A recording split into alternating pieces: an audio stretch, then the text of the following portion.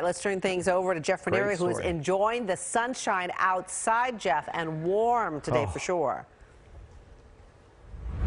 Oh, certainly. You know, temperatures 10 to close to 20 degrees above average. It is beautiful outside, but it does bring up the other problem we talked about earlier, the lack of rainfall over winter and spring, now putting us into extreme drought for most of the Bay Area.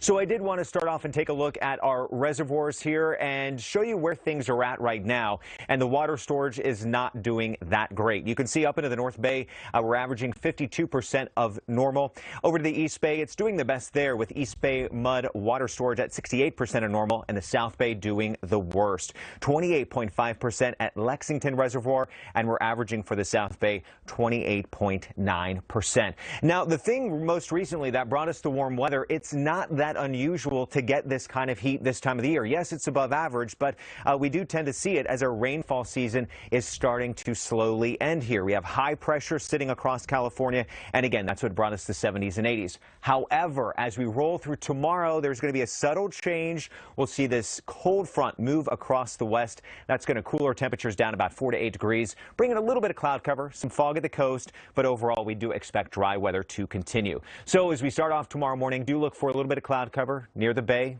the coast, and the peninsula, and our temperatures starting in the low 50s here through the South Bay Peninsula and the Tri-Valley. Let's bring it over to the East Bay tomorrow morning, looking pretty good there at 54. Areas of fog in San Francisco, 52, and the North Bay at 49. So daytime highs tomorrow not going to be quite as warm with that system I just talked about. As that moves over, it'll take most of the South Bay out of the 80s and back down to the 70s. 74 in San Jose, 77 in Cupertino. So again, some high clouds streaming across through the afternoon. This will drop us to 69 in Hayward, so you're really going to feel a difference right close to the bay and out towards Concord. 80 degrees. Again, those 80s really going to be kind of minimal tomorrow.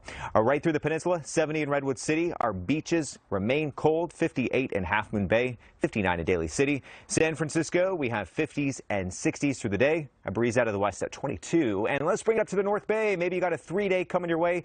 You're headed up to Napa. Expect 74 degrees.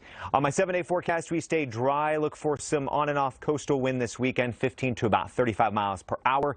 And across the inland valleys, we'll hold with 70s this weekend, a mix of sun, a little bit of cloud cover, and some variable wind gusts of 10 to 25. Now, coming up tonight at 6 o'clock, we'll continue our climate coverage. We'll have more looks at the drought, and then I'll also take a look at our drought frequency over about a 110-year period, and we'll show you where things stack up. Again, I've got all that coverage coming up tonight at 6 o'clock. All right. Thank you, Jeff.